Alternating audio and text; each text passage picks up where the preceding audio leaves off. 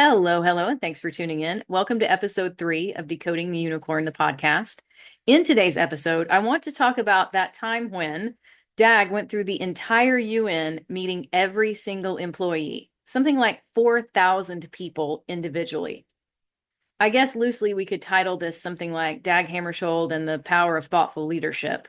But there's this stereotype that introverts and HSPs, highly sensitive people, are not good leaders, they're not good managers.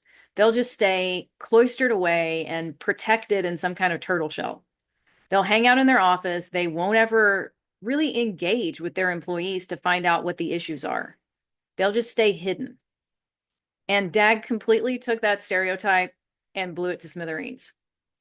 So before we get into some of the meat and potatoes of the episode, I want to read a passage for you from Decoding the Unicorn. After the first few days of hubbub, Dag sought to answer a key question. How could he effectively serve as Secretary General if he didn't know the people who made the UN function? For Dag, this was even more specific because he truly meant all of the people who made the UN function. There were thousands of employees, each playing a role and each contributing to the mission. Behind the machinery of this vast institution were human beings with stories, aspirations, and struggles of their own. He wanted to understand them and to show them that he too was a person and not a title. Dag, you're not in the finance or foreign affairs ministry anymore. You're not leading a small team or a local bureau. You need to get out of this office and mingle, he decided. The quiet Swede, happy to work at an antique desk in solitude, pushed himself out of his comfort zone. He picked up the phone and buzzed his secretary. Yes, Mr. Hammarskjöld? I want to meet everyone, he said with a firm but gentle resolve. Of course. There's a diplomatic luncheon next week and an official... No, I mean everyone. Everyone. From the basement to the top. Could you help me schedule visits to each department, floor by floor, as soon as possible? She hesitated, wondering if Dag understood the enormity of this task, but she agreed. Yes, sir, I'll help you arrange it. After disconnecting, she walked down the hall to her friend, a typist named Patty. Everyone said he's painfully shy, she remarked as she gestured to Dag's office. Yeah, apparently he's not married because he's so awkward around women he can't even ask one out for a date. At least that's what I heard. Although that's not stopping Mary Louise. She's convinced she'll land him and become Mrs. UN, if you can believe it. I told her he's shy, not blind. Patty snickered. They both allowed themselves a wicked giggle at this. Do you know what he just asked? No idea. He wants to meet everyone.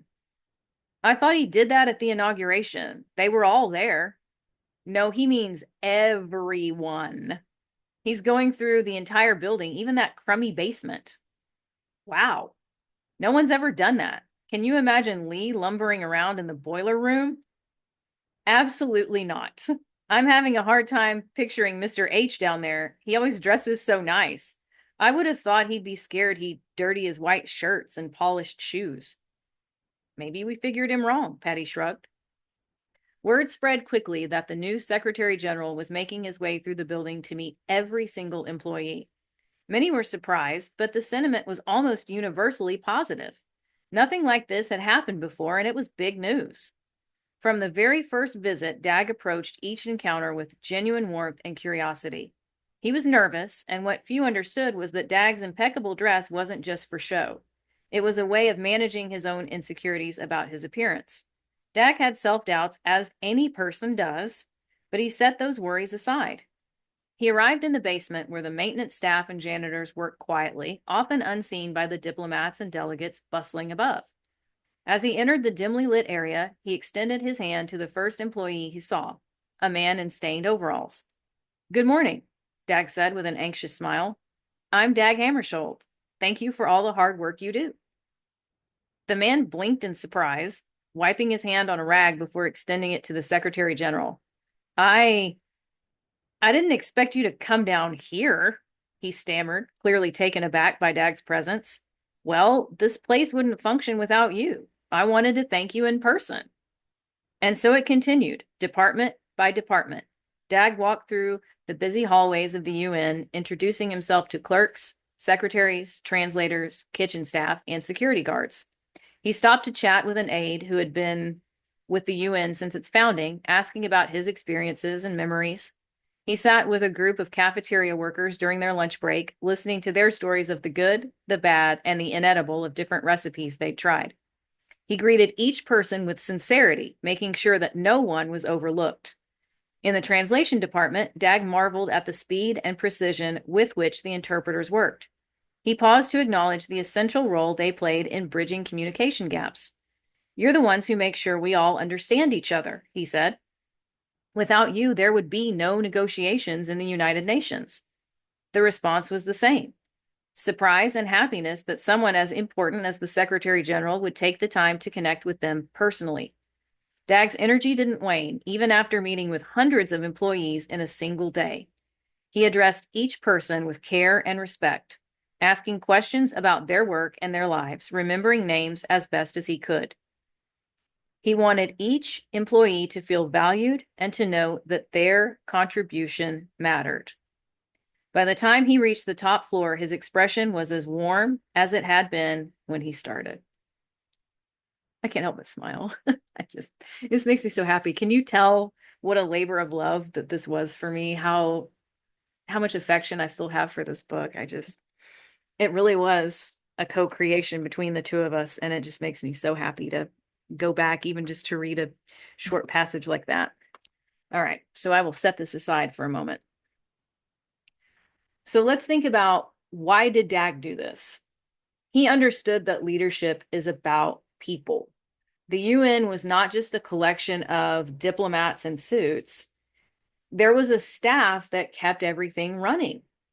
When he said that he wanted to meet everyone, he really meant everyone. He went down to the basement. He went to the boiler room. It wasn't about, well, I want to meet the people who matter. I want to meet the people on the top floors or people that are considered the executives around here, but I don't want to mess with like the guys down in the basement. Nope. He met everyone, and he acknowledged their importance regardless of what their title might have been. It made me think back to a place that I worked at for a while where so much centered on optics. So much focus was on appearances, photo opportunities. How does this look on social media? They even wanted to control everyone's personal, private social media presence. It was so bizarre, that place, the way that they treated people and the way that they functioned. They're no longer in business, and Kel Surprise with behavior like that. For Dag, this was not about optics. It was not about publicity. It was not about, I want to meet the important people around here. He really considered every single person to be an important person. So this idea that introverts and HSPs are not capable of meeting 4,000 individuals in an organization is just simply not true. Dag proves otherwise. He wasn't grandstanding or making a show. He was genuinely connecting. Whether he was sitting with cafeteria workers laughing about recipes they tried that went sideways on them, or he was talking to people in the translation department, or the workers down in the basement, security guards, it didn't matter. He wanted to have real conversations with those people and to show that he too was a human being, not some stuffed shirt on the top floor, but a real person. So I mentioned Lee briefly in that passage. Trygve Lie was the first Secretary General of the UN, and to be honest, Dag inherited something of a dysfunctional, fractured organization from him. Lie was a bit more brash, in your face. In so many ways, he was the more typical or stereotypical extroverted leader. He liked to rub shoulders at the country club and the tennis club. He liked to mingle amongst the swells. He had a big mansion out on Long Island, and he was just your more, I like to be sociable, but not sociable in the sense of I'm going to push myself out of my comfort zone and go meet 4,000 people and treat them as individuals and care about what they have to say. It was, I want to socialize with the important folks around here. Whereas Dag's approach was about building relationships at all levels and really setting a new tone for the UN. And I look back at his leadership examples and I'm like, this is so amazing. And it would help so many organizations in modernity. Think back. Dag was appointed to be Secretary General in April of 1953. He was so ahead of his time. We're talking about this going on in the 50s, in the early 50s. So, what was the impact of Dag's action? Many UN employees felt seen and heard and valued for the first time. Now, if that doesn't create employee retention, I don't know what does. Just that one simple act can go so far for helping you keep amazing people on your team. It also created a sense of unity and respect because it really reinforced the idea that every job matters. It's not about only the people on the top floors are important, only the people with certain kind of titles are important. Excuse me, my voice is trying to give out. Hold on one second. Forgive me for that. This is the reality of allergy season in the Midwest. At any point in time, it can strike. So it created a sense of unity and respect, reinforcing that every job mattered. Every job was important. And Dag's leadership style was one of quiet strength, quiet authority, not performative charisma, not jazz hands, not look at me. I'm so much more important. I'm the star. I'm the ringmaster around here. It was about, I'm introducing myself to you and I want to know you. I want to show you that you matter and I want to know what you do. Tell me more about your job. I want to truly understand who you are and what your contributions are so I can be of service to you. That is so powerful. So let's segue for a second into the mythology of the socially inept introvert. Let's think about some common stereotypes that we hear. Introverts are shy, they're awkward, they're socially inept. They need to put themselves out there in order to succeed. They have to be loud, charismatic. If they're really that shy, because there's still this idea that introvert equals shy, which is totally bogus. If they're really that shy, then they need to put on a false face. They need to pretend to be more extroverted just to get through the day. Now, here's why this is false. Introverts are not incapable of socializing. We just tend to be a bit more selective and intentional about it. We don't look at every opportunity to socialize as being a good one. There are some extroverts who do. Any opportunity to get out of the house, any opportunity to go and rub shoulders with somebody, they're there. But most introverts do not fall into that category. But it doesn't mean that they're incapable of an interaction. One of the things I think it's important to look at is that Dag went and met with each person individually. So he wasn't in these humongous groups where it leads to overwhelm and it leads to people not really feeling seen or heard because they're part of a cattle call. So important the way that he did that. HSPs are deeply empathetic and they're aware of other people's emotions. And this makes them better, not worse, at meaningful interactions. It also shows how leadership is not being the loudest person in the room. It's really about that connection. People remember how you made them feel. And if you got in a room and you shouted at them and you acted like a drill sergeant, they're certainly going to remember you in a negative way. If you acted like a snooty snob in the hallway, they're going to remember that you gave them the brush off. So Dag debunked this myth around introverts are shy, they're socially inept, they can't do this and they can't do that.